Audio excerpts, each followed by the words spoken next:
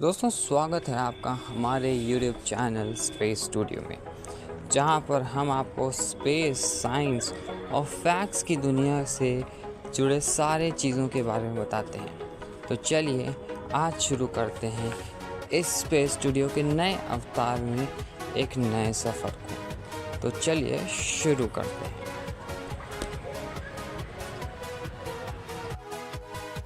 दोस्तों आज हम बात करने वाले हैं टावर ऑफ ब्रह्मा या कहें तो टावर ऑफ हनुमान के बारे में। दोस्तों टावर ऑफ ब्रह्मा हमारे देश के काशी विश्वनाथ मंदिर से आता है। दोस्तों अब आपने सोचा है कि आखिरकार टावर ऑफ ब्रह्मा है क्या, तो चलिए समझते हैं। दोस्तों टावर ऑफ ब्रह्मा कुछ और नहीं, कंप्यूटर में रिकर्सिव कॉन्सेप्ट होता है जिसको टावर ऑफ हनुमान कहते हैं, उसका ही नेक्स्ट वर्जन होता है।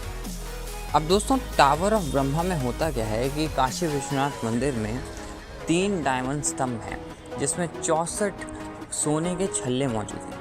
अब दोस्तों असल में टावर ऑफ ब्रह्मा हमारे ब्रह्मांड की आयु बताने के काम में आता है। अब दोस्तों आप सोच रहे होंगे कि ये होता कैसे है, तो वो मैं आपको एक एग्जांपल के फॉर्म में भी लास्ट में समझाऊंगा। दोस्तों असल में रूल सिंपल ये होता है कि यहाँ पे 3 स्तंभ होते हैं और हमें हर बार एक रिंग को स्तंभ नंबर 3 में डालना होता है। लेकिन हमें एक चीज़ का ध्यान रखना होता है कि हम एक बार एक ही सोने के छल्ले को चला सकते हैं।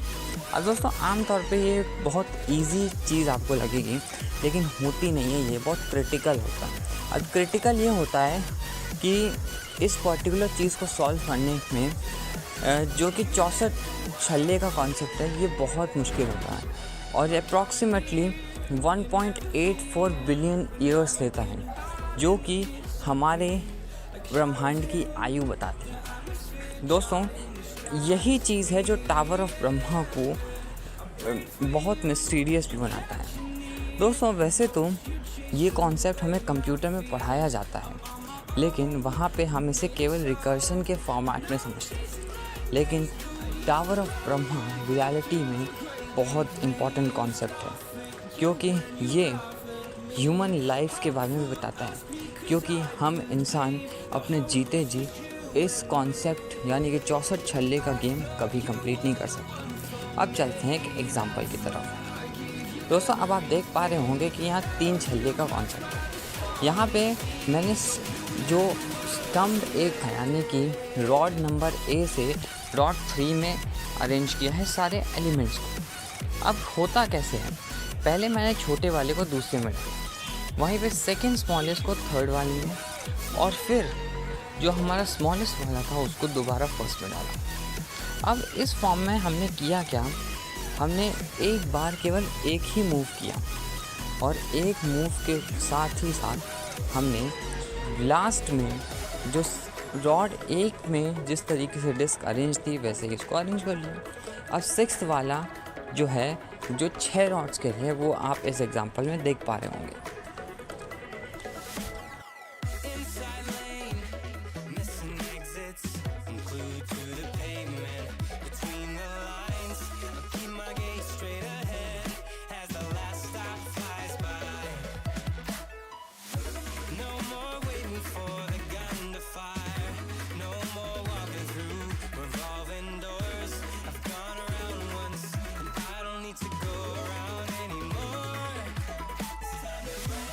Break away, forget you're so okay.